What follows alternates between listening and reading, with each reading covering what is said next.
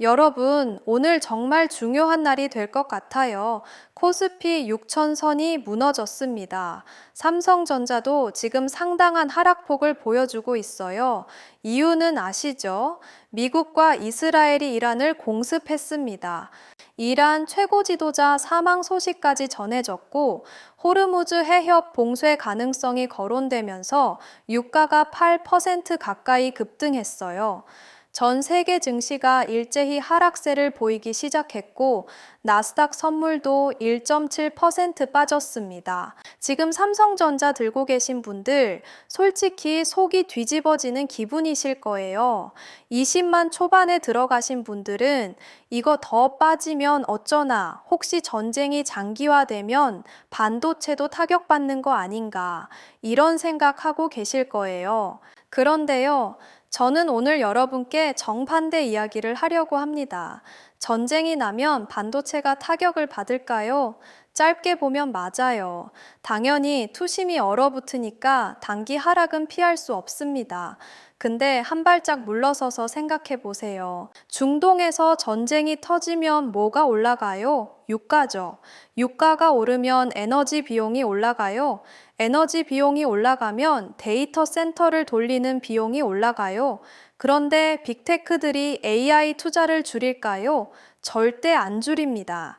이미 수백조 원을 쏟아부은 인프라 투자를 전쟁 때문에 멈추는 회사는 없어요. 그러면 오히려 뭐가 벌어지느냐? AI 인프라를 빨리 구축해야 한다는 압박이 더 세지는 겁니다. 지정학적 불확실성이 커질수록 데이터 주권, AI 주권이 더 중요해져요. 미국은 미국대로, 유럽은 유럽대로 자국 내 데이터 센터를 더 빨리 지으려고 할 겁니다. 그 안에 뭐가 들어가요? 반도체요, 메모리요. 그리고 지금 메모리 시장이 어떤 상황이에요? 공급이 심각하게 부족한 상황이에요. D램 가격이 1년 새 7배가 올랐어요. 메모리플레이션이라는 신조어까지 나왔잖아요. 전쟁이 공급 부족을 더 심화시키면 삼성전자의 가격 결정권은 오히려 더 강해집니다. 이게 제가 오늘 말씀드리고 싶은 핵심이에요. 공포 속에서 본질이 바뀌는 게 아닙니다. 본질이 탄탄한 종목은 공포가 지나가면 더 강하게 올라와요. 이걸 이해하려면 삼성전자에서 지금 벌어지고 있는 일의 본질부터 짚어야 합니다. 여러분한테 하나만 여쭤보겠습니다. 주식 하시면서 이런 경험 있으십니까? 내가 사면 내려갑니다. 참다 참다 손절하면 그때부터 올라갑니다. 뉴스 보고 들어갔는데 고점이었습니다. 유튜브에서 좋다는 말 듣고 샀는데 그날이 꼭지였습니다. 한두 번이면 운이 나빴다고 합니다. 그런데 이게 반복되면 운이 아닙니다. 구조입니다. 내가 뭔가를 잘못하고 있는 게 아니라 내가 보고 있는 것 자체가 잘못된 겁니다. 오늘 이 이야기를 끝까지 들으시면 왜 이런 일이 반복되는지 그 구조가 보이실 겁니다. 그리고 한 가지 약속드립니다. 이 구조를 이해하고 나면 앞으로 주식을 볼 때 완전히 다른 눈이 생깁니다. 자, 그러면 뭘 잘못 보고 있는 걸까요? 대부분의 개인 투자자는 이렇게 투자합니다. 뉴스를 먼저 봅니다. 오늘 어떤 종목이 급등했는지 확인합니다. 증권사 리포트에서 목표가를 봅니다. 차트를 켜서 지지선, 저항선을 그립니다. 이게 나쁜 방법이냐? 아닙니다. 문제는 이 모든 게 이미 벌어진 일이라는 겁니다. 뉴스는 어제 일어난 일을 오늘 알려줍니다. 차트는 과거의 가격을 보여줍니다. 리포트는 이미 반영된 정보를 글로 정리한 겁니다.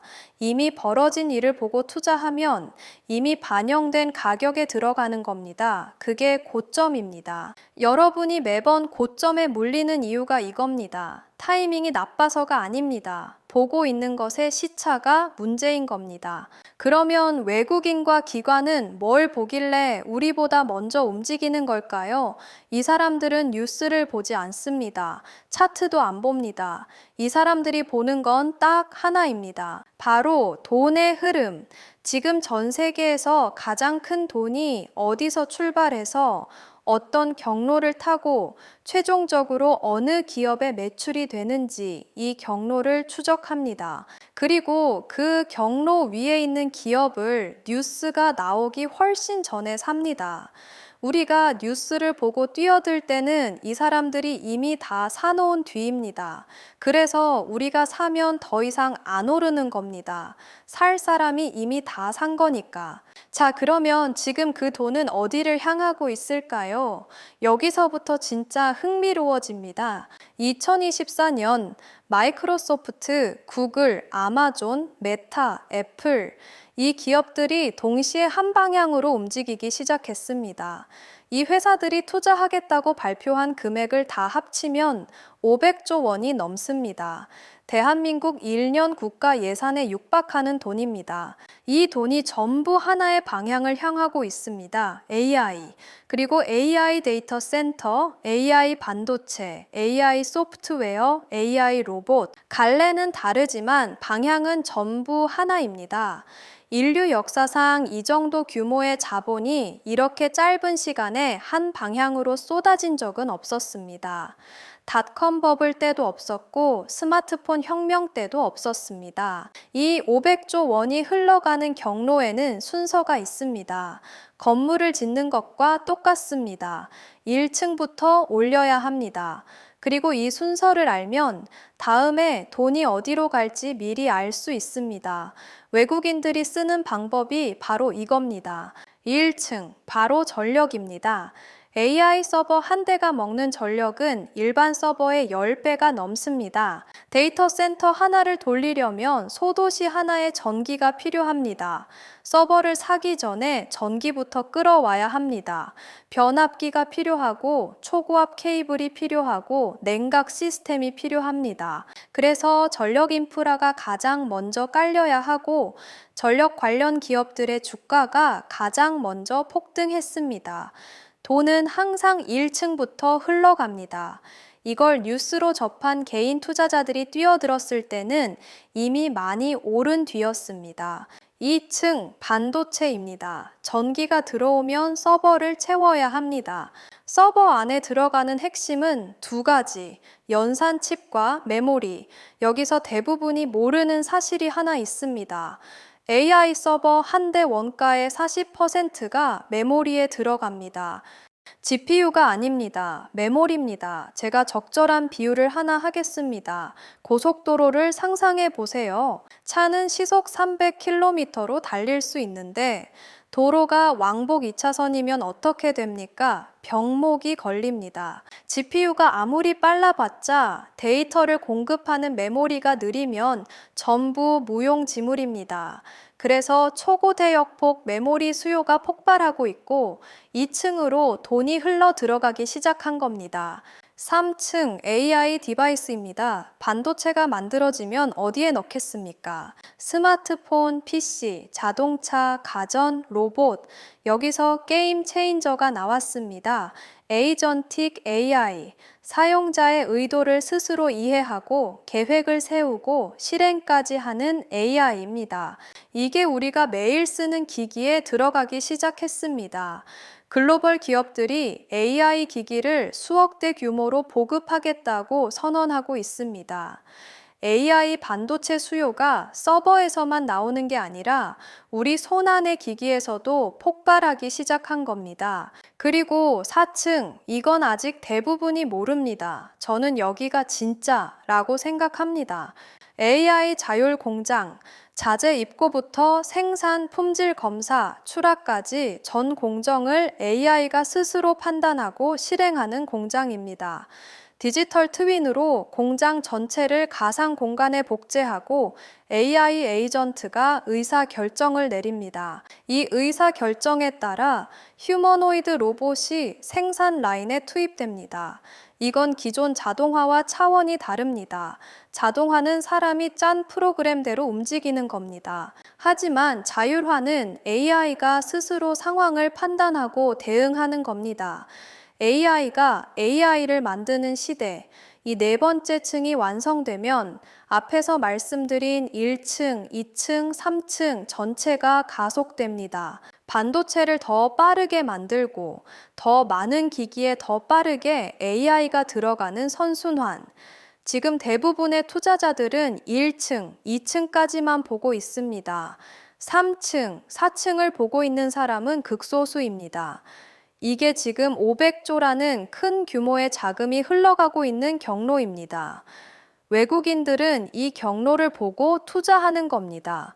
개별 종목이 싸서 사는 게 아닙니다. 그런데 여기서 한 가지 더, 지금까지 말씀드린 구조에서 전력 장비를 만드는 기업, AI 반도체를 만드는 기업, AI 디바이스를 만드는 기업, AI 공장을 운영하는 기업, 이 네 개 층에 모두 걸쳐 있는 기업들이 한 나라 안에 다 몰려 있는 경우가 있습니다. 전 세계에서 딱 두 곳입니다. 미국, 그리고 한국. 미국이 소프트웨어와 설계를 쥐고 있다면 한국은 하드웨어와 제조를 쥐고 있습니다. AI 시대의 소프트웨어만으로는 안 됩니다. 물리적인 칩이 있어야 하고 그 칩을 넣을 기기가 있어야 하고 그걸 만들 공장이 있어야 합니다. 외국인들이 한국 시장에서 조 단위로 주식을 사들이는 진짜 이유가 이겁니다. 자, 이제 처음 질문으로 돌아가 보겠습니다. 왜 내가 사면 내리고 팔면 오를까? 답이 보이실 겁니다. 뉴스와 차트를 보고 있었기 때문입니다. 그건 이미 지나간 정보입니다. 하지만 오늘 이 영상에서 보신 건 다릅니다. 돈이 어디서 출발해서 어떤 순서로 흘러가고 지금 몇 층까지 와 있는지 이 구조를 알면 다음에 돈이 어디로 갈지가 보입니다. 뉴스가 나오기 전에 보입니다. 물론 리스크는 있습니다. AI 투자 과열 논란, 미중 기술 패권 갈등, 글로벌 금리 변수, 이런 요소들을 무시해선 안 됩니다. 하지만 500조 원이 향하고 있는 방향, 그리고 한국이 그 경로의 한가운데에 있다는 사실, 이 큰 그림만큼은 쉽게 바뀌지 않는다고 저는 판단합니다. 여러분도 이제 뉴스가 아니라 돈의 경로를 보시기 바랍니다. 자, 이제 이런 생각이 드실 겁니다. 돈이 움직이는 경로와 구조는 이해했는데 구체적으로 어떤 기업이 있는지 그게 궁금하실 겁니다. 전력 인프라에서 지금 수혜를 받고 있는 기업, 반도체에서 점유율이 급변하고 있는 기업, AI 디바이스에서 새로운 수요를 잡고 있는 기업, AI 공장 전환을 선언한 기업, 층별로 제가 정리해둔 체크리스트가 있습니다. 하지만 영상에서 제가 직접 종목을 하나하나 말씀드리기는 어렵습니다. 그래서 방법을 만들었습니다. 지금 설명란 맨 위에 제가 정리해 놓은 체크리스트가 있습니다. 우리 구독자 여러분께서 구독과 좋아요만 눌러주신다면 체크리스트를 바로 보내드리겠습니다. 돈 받는 거 아닙니다. 우리 채널 구독자분들을 위해 만든 자료입니다. 마지막으로 지금 가장 궁금한 종목이나 테마가 있으시면 댓글로 남겨주세요. 가장 많이 나오는 주제는 다음 영상에서 직접 다루겠습니다. 좋아요, 구독, 알림 설정까지 부탁드립니다. 이 큰 흐름에 변화가 생기는 순간 가장 먼저 알려드리겠습니다. 오늘도 시청해 주셔서 정말 감사합니다.